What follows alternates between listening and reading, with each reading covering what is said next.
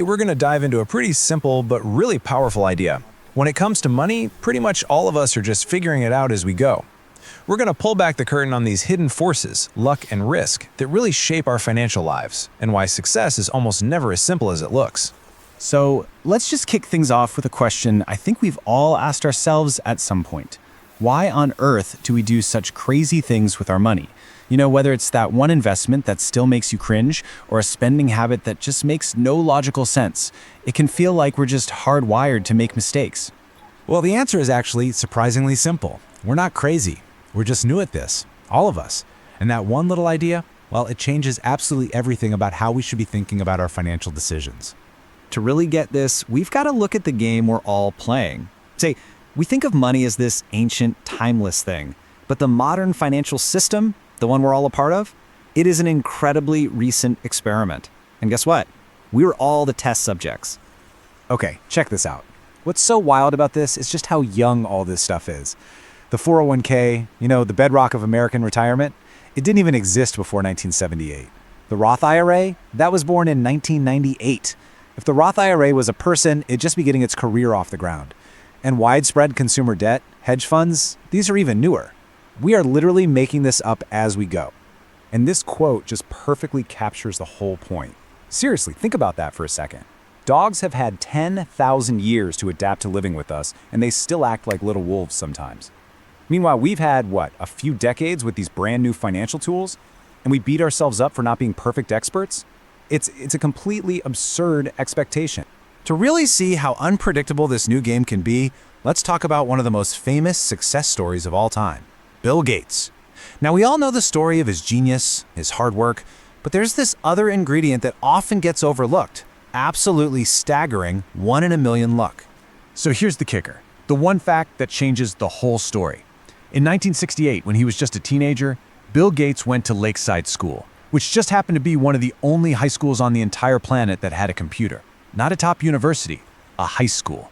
Let's really put that into perspective. Let's play a game of odds. Back in 1968, there were about 303 million high school-age people in the world. A huge number. Okay, now let's narrow that down. Of those, only about 18 million lived in the United States. The odds are already shrinking like crazy. Now let's zoom in even further. Just 270,000 of them were in Washington State, where Gates grew up. And of that group, a tiny, tiny fraction. Only about 300 students attended Lakeside School. So you go from 303 million down to 300. Bill Gates was one of just a handful of teenagers in the entire world who had this golden ticket, this unique chance to become a computer expert before almost anyone else. And hey, don't just take my word for it. Gates himself said it, plain and simple. Without that lucky break, there would be no Microsoft. Yeah, his skill was off the charts, but that opportunity, that was pure unadulterated luck. But here's the thing. For every story of incredible luck, there's always a flip side. There's always risk. So let me introduce you to someone you've probably never, ever heard of. A guy named Kent Evans. Back at Lakeside School, it wasn't just Bill Gates and Paul Allen. There was a third member of their little computer crew, Kent Evans. And according to Gates himself, Kent was the best student in the class. Just as smart, just as driven as his two friends who would go on to become famous. The three of them were planning to build a company together. But that company they dreamed about would never happen, because Kent Evans died in a mountaineering accident before he even graduated high school. He became a victim of a completely different kind of 1 in a million odds. I mean, just look at this when you put them side by side, it's stunning. Bill Gates gets hit with 1 in a million luck. Kent Evans gets hit with 1 in a million risk. Same school, same skills, same drive. They were hit by the exact same size force, it was just pointing in opposite directions.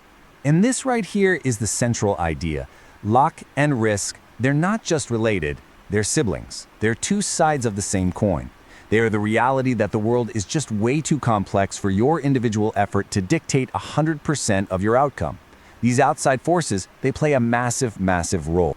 Okay, so what do we do with this information? What does this mean for how we judge success and failure?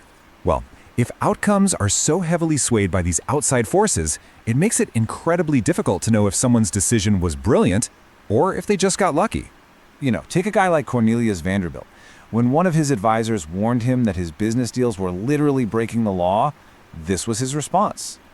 Today, we look back and we see this bold visionary, right? A guy who wouldn't let some silly rules get in the way of progress. But he could have just as easily ended up in jail. And that really gets to the heart of the problem, doesn't it? That line between being bold and being reckless is razor thin, and you could almost never see it in the moment. It's only after the fact, with hindsight, that we draw it so clearly. A successful outcome can make a totally reckless bet look like genius, while a failure can make a bold, calculated move look like complete foolishness. And you see this confusion everywhere in the business advice we get. On one hand, we're told the customer's always right, but then you hear customers don't know what they want. We praise Mark Zuckerberg as a genius for refusing to sell Facebook, but in the same breath, we call Yahoo foolish for not selling to Microsoft. I mean, how can both of these things be true?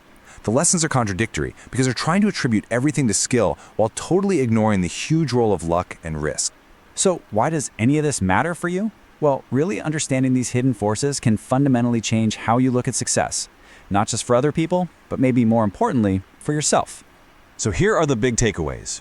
First, we need to adjust our lens. Be a little careful about who you put up on a pedestal, because their success was probably paved with some luck that you just can't replicate.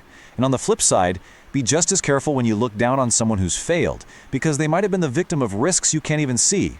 The real key is to focus less on these extreme outlier stories and more on the broad, repeatable patterns that you can actually use in your own life. I want to leave you with this one last powerful thought. I mean, the circumstances of our birth, that's a form of luck or risk that we have absolutely zero control over. So as you go through your own financial journey, just try to keep this in mind. Be a little kinder when you judge others, and perhaps most importantly, be a little kinder when you judge yourself.